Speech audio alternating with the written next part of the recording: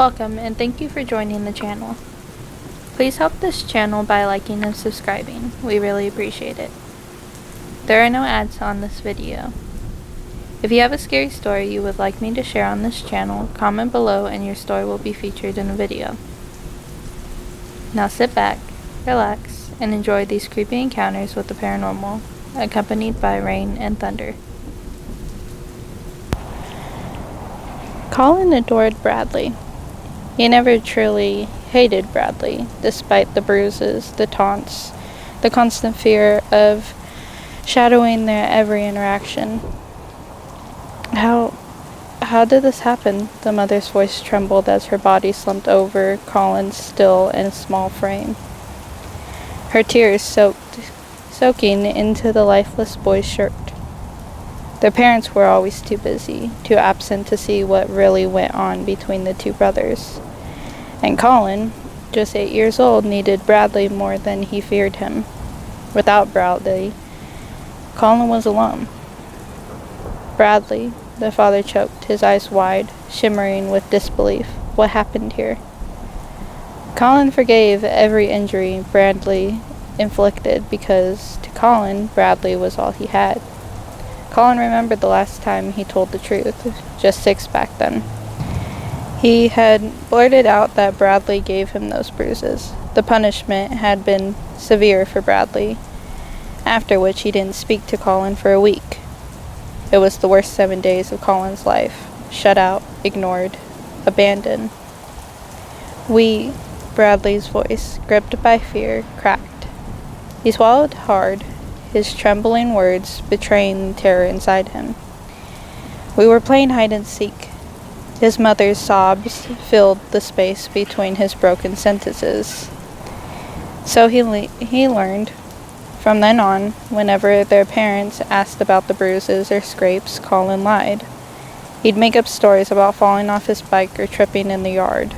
He couldn't risk losing Bradley again, and besides, Bradley always apologized after. With the grin that said everything was okay. It had to be okay. We were playing, Bradley repeated, almost like he needed to believe it himself.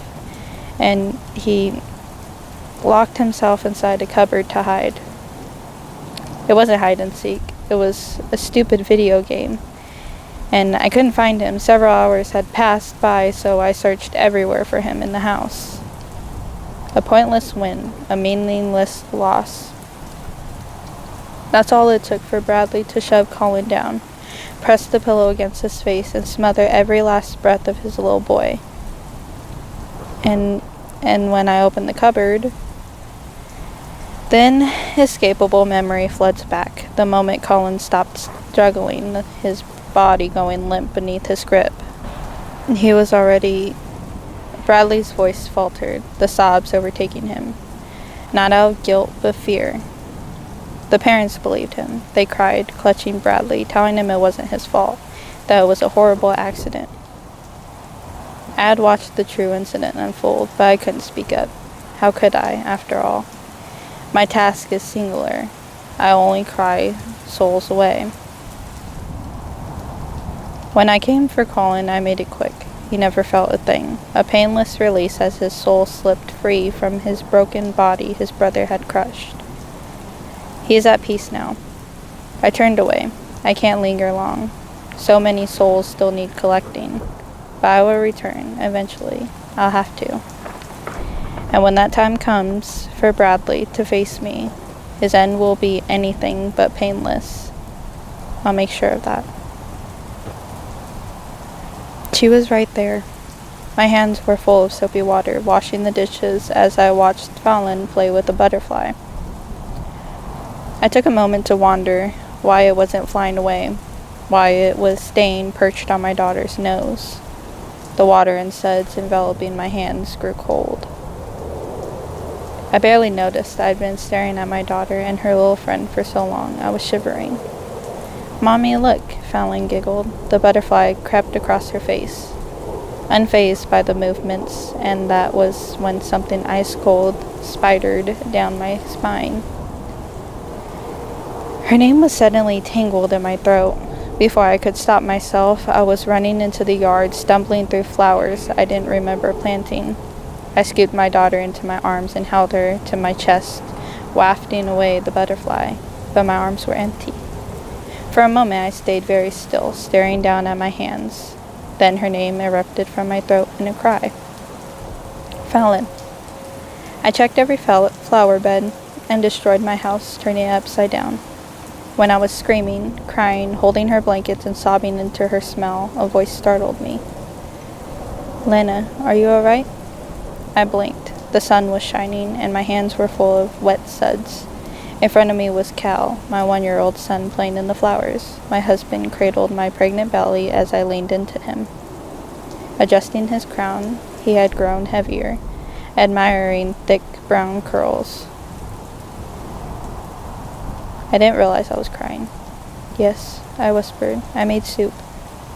After dinner, I took Cal to the park. He sat in the dirt, poking around the flowers. I stood and brushed myself off, my gaze flickering to where my son giggled at a butterfly dancing across the bridge of his nose. But then I was staring at nothing. Suddenly, I was on my hands and knees, crawling through the dirt, 2 names haunting my lips. How did I forget her? Fallon?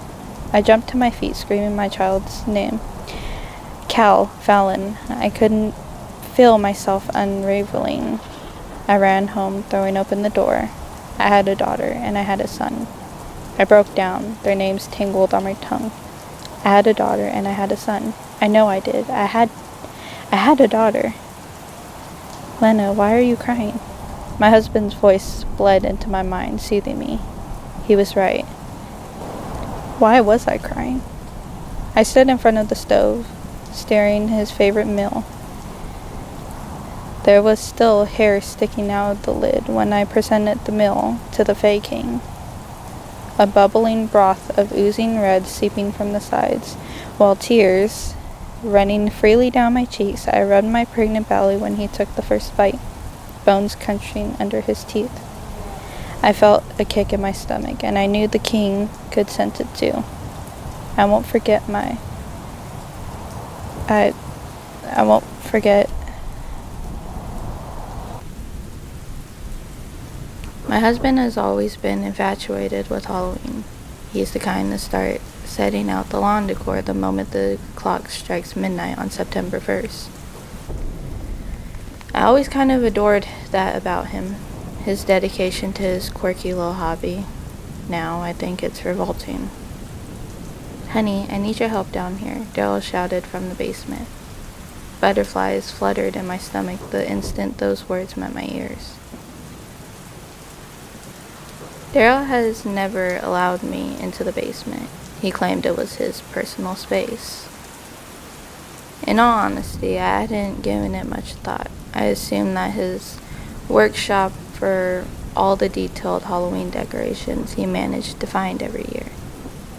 In my 30 years on this earth, I have never seen lawn ornaments as lifelike as Daryl's. So naturally, I was giddy to see the master at work.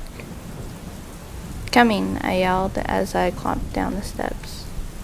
The first thing I noticed was the stench. A pungent miasma immediately assaulted my nostrils, and it only grew stronger the further I descended.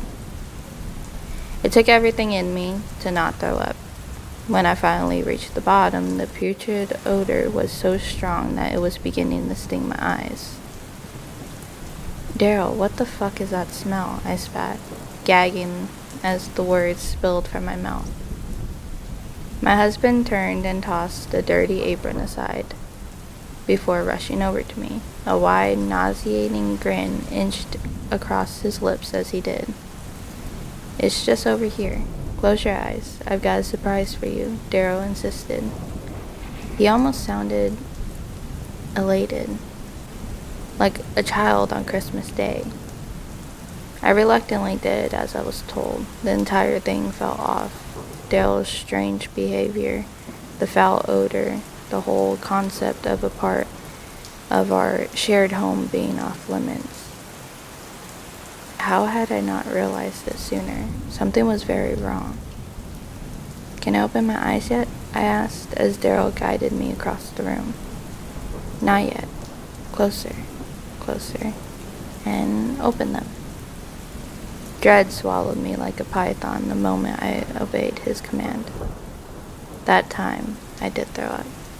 Daryl crossed his arms and stared at his creation, barely paying me any mind. On Daryl's workbench lay the severed heads of his parents, their mouths hung agape, frozen in permanent screams, and those eyes. I could still see the fear trapped behind them. But I wasn't thinking about my in-laws in that moment. One thought blared like a siren in my brain.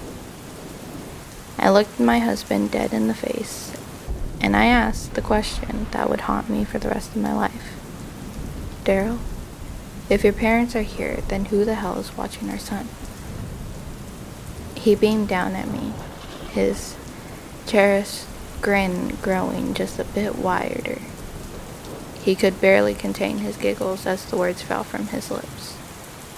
"That's what I wanted to show you next."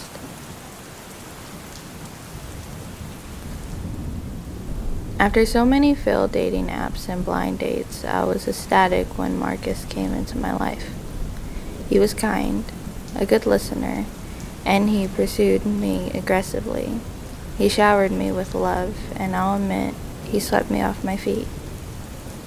And I swear this didn't play into my affection, but he was rich. Even though things were moving quickly, when he asked me to move in with him, I said yes. I couldn't help myself when I saw his house. I avoided asking about money, but I had to ask, "How much is this house worth?" He smiled. "You wouldn't believe the price if I told you." Maybe it was better not to know. He made me a steak dinner with roasted potatoes.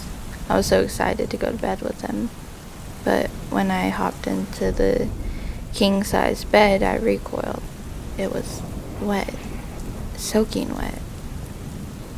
I got out and looked. The bed was noticeably stained. Maybe it was rude to jump to conclusions after all. Maybe he just spilled a bottle of champagne on the bed or something. I asked, what happened here?" "Oh, nothing," he said. It seemed like he might be a little embarrassed. "Did you have an accident?" "Me? No. No way. How could you even suggest that? I don't even normally sleep in this room." "It's okay if you did. It happens." Well, not with grown men, unless it was something medical. I didn't want to give him too much grief about it. "We should just maybe clean it up a little." I got some towels from his bathroom and laid them over the bed. This would have to do for now. The mood was kind of ruined, so we both just lay down. I couldn't sleep, though. I keep imagining snuggling up to Marcus and getting peed on. I tried to convince myself that it wouldn't be the worst thing in the world. Just take a shower, do the laundry. He was perfect. There had to be one thing that made him human. That's when I felt a drip. More like a splash. It wasn't coming from Marcus, though. It came from the ceiling. I looked up. It was dark, but I could see the shape of a gigantic face morph into the ceiling. Its mouth was agape, and it was drooling. So much drool, it was dripping onto the bed. Its bloodshot eyes darted to mine, and it realized I'd noticed it. That's when it pursed its lips and began sucking. First, the down comforter shot up into its mouth. It swallowed it effortlessly. Then I started to lift off the bed. I grabbed onto Marcus, screaming for help. He grabbed onto my arm, but then I saw he had tied his other arm to a rope secured to the floor. "I told you wouldn't believe the price." He let go of my arm, and I shot into its mouth. Judy Walker, I stared at the name on the board and the picture from Happier Days. Once she was a person with hopes and dreams, and now she was just another victim. The magician, named because his victims disappeared into thin air. No witnesses, no video, no clues, just gone, as if they'd never been. In today's surveillance-filled world, that shouldn't be possible, but she was the 19th victim, and we had nothing. I stared at the board, looking for something, anything. Frustrated, I went for a smoke. When I returned, a single sheet of paper lay on my desk. Judy Walker sat on her sofa, reading a book. She turned the page. There was a knock on the door, and she was gone. I looked around. There was no one. It was after hours. The station was locked, and I was alone. Who left this? The next morning I asked my partner, but he hadn't seen the paper before, nor had anyone else. I went down to evidence lockup and looked through the files. I found a piece of paper in the file for victim 14. It was blank, but as I stared, words appeared. Walking home, John Mixton had heard a scream from a back alley. Going to help, he entered the alley and disappeared. Where were these words coming from? What was happening? The lab examined it. No invisible ink, no chemicals, just normal paper, but nothing here was normal. I pulled the evidence files from the other victims. Each contained a sheet of paper, blank until words appeared before my eyes. Amanda Stephenson left work after a long week. Walked into the elevator, and she was gone. Thomas Moore exited his car, stepped into the road, and was no more. Disappeared, vanished, faded away. What the hell was this? Who was taking these people? Who was the magician? Then, at last, a clue. The dark web, an address. Desperate, I went. I arrived at a large brown stone. Come in, detective. I looked around. No cameras. How did he see me? This felt wrong. I entered the house, gun drawn. Inside, I saw a middle-aged man at a desk facing a manual typewriter. I assure you, there's no need for weapons, detective. I stared at him. Who are you? He chuckled. I'm called many things, but I believe you call me the magician. I raised my gun. All right, you're coming with me. He began typing, and my head spun, like the world was off balance. For a moment, I thought I saw an insect's head and 2 extra arms. Then words appeared before me, written on the air. Detective Morrison pointed his gun at the suspect. What the hell? What the hell, he thought. Impossible, but the words continued appearing, floating in mid-air. Confused, he began to feel a strange sensation, like his body was disintegrating. What was that feel? My gun fell from my now see-through hands. No. And then he was gone. She was on the ship when the baby came. She was enchanted with how perfect he was. His tiny fingers and translucent skin so different from hers. From the first day, his eyes were a bright blue. Every moment with her little one was a celebration. After a time, she began to notice that her baby wasn't growing like the other children. Theirs walked when hers still crawled. Theirs talked while hers still babbled. The shadow fell over her optimism. Something was wrong with her baby. What had started out as such an exciting new venture suddenly felt like a drag. She started to feel ashamed and said nothing when the other mothers praised the development or achievements of their own young. When the baby cried, she resisted changing him. When he wailed in the night, she let him cry. When he spit up milk, she grew frustrated. The other children were already eating solid foods. Discreetly, in the middle of the day, she slipped from her apartment and went to see the doctor. She held out that sniveling infant when he came into the examination room. I don't want him anymore. I think he might be defective. Defective. The doctor rolled his chair closer. Let me take a look. He scanned the barcode on the baby's foot and reviewed the corresponding logs on the computer screen. Well, I'm not supposed to tell you this. You have one of the controls. Control? Yes, there's nothing wrong with him. Just a regular human baby. She looked down at the child, uncertain, then back at the doctor. He patted her hand reassuringly. They just develop so much slower than we do. The Claxton on the wall outside my office started blaring a warning. What's happening, Gina? My assistant asked. That particular alarm was only used for one thing, and this was the first time it ever gone off. They're locking down the building, I replied. I quickly got to my feet and stepped out into the hall to see if I could figure out what was going on. As I did so, I collided with Edward, one of the other scientists. Before he could recover, I grabbed hold of his lab coat and held him tight, preventing him from getting away. What the hell is going on? I asked. They're locking down the building, Edward stammered. I know that. Why are they locking it down?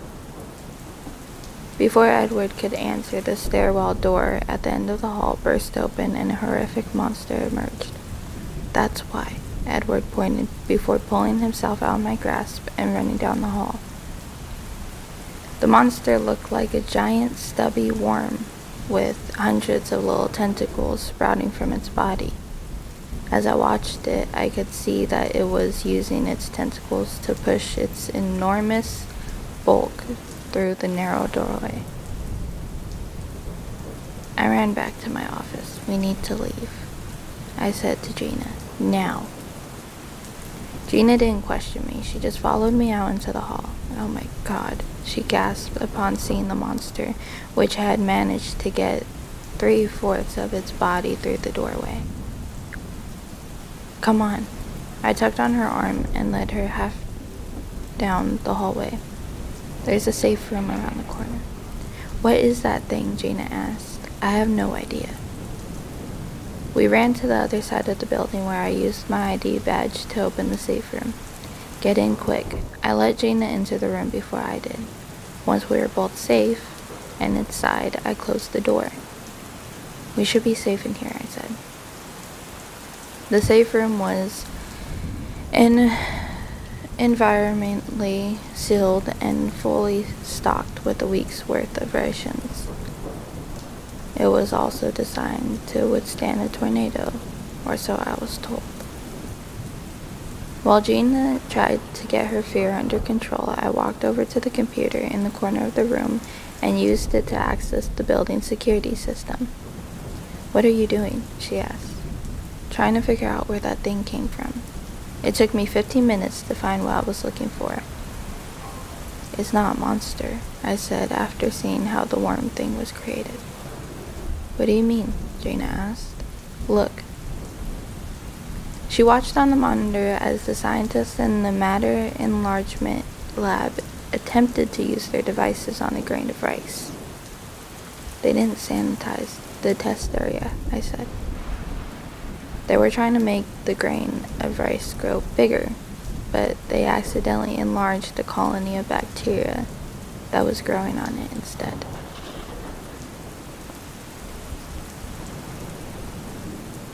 My daughter can't sleep, and neither can I. Tonight she raced into my room, dragged me out of bed, and pointed towards the window. she said, crying and shaking. The man outside looked just like her. I grabbed her by the shoulders, led her back to bed, and tried to calm her down. I reminded her that her father died when she was a baby. The man outside looked nothing like him. She had absolutely nothing to be afraid of. It took a lot of coaxing, but she finally drifted off to sleep. Once I knew she was out, I returned to the window. I stared at the man illuminated by the streetlight, staring right back at me with an expression laced with rage. I closed the curtains, stilled my nerves. I realized we had to move, now that he found us. I cursed myself for being so careless. Next time, I thought, I'll pick a more secluded spot, further off the grid, somewhere my daughter and I can live without any fear of him finding us again. Because he's still out there, and if he's still out there, so is her real mother. This was our usual path, a long, windy dirt stretch of dirt through some trees. Standard dog walking. Usually, Cleo would stop and sniff the same trees she'd peed on countless of times before, but this time she just stayed still, looking out past a few trees. I squinted my eyes, but as the winter night crept in overhead, it was hard to see anything past the tree line. I didn't hear anything either. The woods were scarily silent. I tugged on the lead. We were almost back home now, and even if the young black Labrador wasn't tired, I was. Eventually, she gave up her curiosity and continued, still looking back every few seconds. We walked another few minutes until she stopped again, this time tugging hard against the lead. Her ears perked up high and her tail wagging much more excitedly now. I still saw nothing. "Cleo, come on," I called. Her ears twitched to the sound of my voice before pointing back towards the woods. I pulled again at the lead, but she fought against it. Trying to get closer to the woods, I remember all the dog training videos I'd been recommended about not allowing your dog to get their way, and readjusted my hand to pull the lead again. But Cleo must have felt the lead slack and took her chance, sprinting towards whatever seemed to catch her attention. "Cleo," I shouted, running towards her, turning on my phone flashlight to navigate the dark woods. I tried to keep up, but she was very quick, and I almost lost sight of her until she halted in her tracks at a small opening in the trees. I reached her, gasping for air, and took hold of the collar. "We're going back," I huffed and pulled the lead without awaiting any response. Cleo held strong, still, and barked. I turned, confused. Cleo never barked, not even at little shit dogs that wouldn't stop barking at her. She barked again, and it was then I realized she wasn't barking at me. Some leaves fell nearby, and she barked up at the tree they'd fallen from. Then some more fell from the next tree, and she barked again, then again. Only this time I heard something too. A twig snap above, then another, louder, then another closer. They were so close I could hear them over Cleo's now continuous barking. Light filtered through the gaps between the trees, but as I tried to see what was above, something blocked the light. This creature stopped moving, as if it realized I was caught. I could only see a vague silhouette past the almost non-existent sunlight. An enormous, furry body lurched forward. A face emerged, also covered with fur. With two unblinking eyes and a mouth with pursed lips, looked down at me, casting a shadow on its prey. As Cleo continued to bark, I realized that the lips weren't pursed. The creature was whistling, and not for me. The room smells of stale sweat and broken dreams. It's the kind of undeniable scent you'll find in a crack den or maybe a suicide bathroom. I always imagined it was the soul rotting, humanity wasting away. It will stick with you forever. I had to pull some strings to get the meeting sorted, but I needed to know. Needed him to look at me. Look me in the eyes and tell me, confessing to killing my wife, confess to gutting her like a fish, leaving her to bleed out in our bed. I was told there was agony, hours of unbelievable pain. I didn't need to be told that. When the guard walks him into the room, he is smirking. Probably doesn't know who he'll be sitting across from. How could he? He doesn't know me. I don't know him. Well, that's not true, I suppose. I know him quite well by now. And word is he's gonna plead not guilty. Some people just emit an aura of evil, you know. Like an untangible thing, a feeling of discomfort, a general foolishness of the being. In essence, I'd say it's kind of like the smell of broken dreams. It's the decomposition of innocence, a rampant rot of immateria. He's just like that. Big guy, tattooed, bald. Fits all the physical criteria of a violent criminal. And yet there's that unmistakable quality of something deeper. True, unfiltered evil. Who's this guy? He asks. He's got the voice too, deep and imposing. The guard doesn't answer, simply cuffs him to the table and exits the room. You slaughtered my wife, I tell him, and I need you to admit it. There's a shift in his gaze once he realizes who I am. Normal folk can't keep their composure in a setting such as this, but for his kind, it is easy. He internalizes the facts and assumes a double role. Look, man, I ain't done it, he says, his demeanor now softened. I was nowhere near your wife, I swear. But you were, I say calmly. You were there, and I need you to remember every little detail of the murder. He sighs, lowering his head. That ain't gonna happen, he finally says. I ain't admitting shit. Oh, but you are. And here's why. When he learns the why, the first instinct is unhinged rage. Then the why settles, and he breaks down in tears. Finally he emerges, accepting then what must be done. Are we clear, I ask. Yes, he murmurs. I lean in close, sign the confession, give them everything I just told you. I knew every little detail by heart. I knew it all because I was there. And then I remembered the knife in my hand, the look in her eyes, the calming rivers of crimson. Yes, I answered.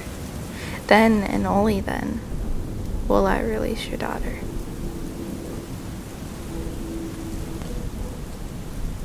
Good evening, Miss Jackson. It's Miss Jackson, actually. You're right, I guess. I'm sorry. Why am I here, detective? We found your husband. Well, the rest of him. What do you mean? We found his remains in the crematorium. This just keeps getting worse. Can I at least have his ashes? That's the thing. His ashes were missing. Missing. What did you find then? I'm sure you're aware that your husband had a motorbike accident 10 years ago and broke his arm. We found his titanium implant in the oven. Huh? Titanium doesn't melt easily, I guess. We believe the killer took the ashes in a hurry and didn't really know about the implant or where to put it. Again, why am I here? I need you to tell me what happened again on the night of the murder. As I told the detectives before, someone came into our house, stabbed my husband, and then hit me. The next thing I remember is waking up to the paramedics. What can you remember about the attacker? Was he taller than your husband? Yeah, he was a big guy. Do you remember how your husband was stabbed? The guy sort of poked the knife into him. Well, our forensics team determined that the fatal blow came from upwards trajectory, meaning the attacker was most likely shorter than him. His sudden suspicious gaze pierced through me. Hey, can I smoke? Sure, go ahead. Thanks for letting me bring my person. I took out my weed pack and rolled a joint. Are you really smoking weed in a police station? Hey, it's legal now. He was on his knees. Pardon? The attacker was on his knees. Why was he on his knees? Because my husband fought back and injured him. So the attacker, while injured, stabbed your husband, attacked you, then proceeded to cut his limbs off, him leaving his head and torso attached by the time we arrived. I threw up my hands. Silence. Hey, can I have a bump? Sure, go ahead. Wow, that's strong. Yeah, I am mourning, so... We believe the attacker planned to cut your husband's body into pieces, then burn them to get rid of the evidence. But we got there before he could finish dismembering him. Your neighbor potentially saved your life by calling us after hearing screams next door. What about the ashes? We had no clear reason yet why they were taken. Well, isn't that just great? Can I please leave now?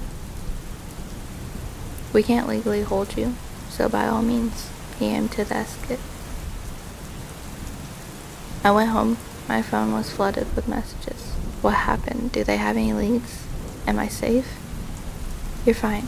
Thanks for your package. I opened my safe and got my new urn out. I emptied more of my husband's into my weed pack and rolled another joint. Blows out a puff of smoke. Next time, I should call a better clean up guy. The hole is back, Daddy, he says through the dark. Dad. He tugs the sheet of my bed, tugs my arm. Yeah, buddy, just give me a second. My voice is sandpaper. Brown leaves, one long, raw, desiccated sting. I'm groggy. Maybe I'm sick. Dad.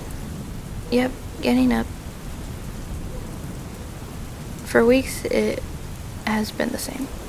Some nightmare, some cartoon that darkened and went rancid in his mind. The hole in his bedroom floor. I follow him down the hall, through the dark, watching the silhouette of his stuffed bunny, its ears slumped to one side. My knees creak, my ankles throb. Maybe I'm coming down with the flu. Buddy, maybe next time wake up your mom. I couldn't find her. What he means is, he didn't try. Or maybe, maybe. I was the second shift, and Diana let me sleep through the first. You could just get in bed with us, you know. His bunny shifts in his arms. You always say that, and then the hole goes away. Isn't that the point? Whatever. When we get to his bedroom, I realize I really must be sick. Feverish, loopy. I've misremembered the walk between our bedroom and his, zoned out. Conflated this walk with the one before and the one before that, and now my wrist hurt. My head, he leads me into his room. His nightlight illuminates a perfect plane of unbroken floor, no hole. I blink away the gloom, the sickly blur of half asleep. Well, buddy, I think the hole's gone. No, it's not, Daddy, his little voice. See, Mommy, I told you it was real. Also his voice. How did this? Deanna's voice trickling down. My son's whisper behind me. Stares upwards. A wide, dark circle in the ceiling. Is there something down there, Clark? Diana? I can see another silhouette, a body, head, shoulders, arms, peering downwards, hovering over the hole. See, Mommy? I told you it was real, his voice. Then, bye-bye, Mommy. Not his voice at all.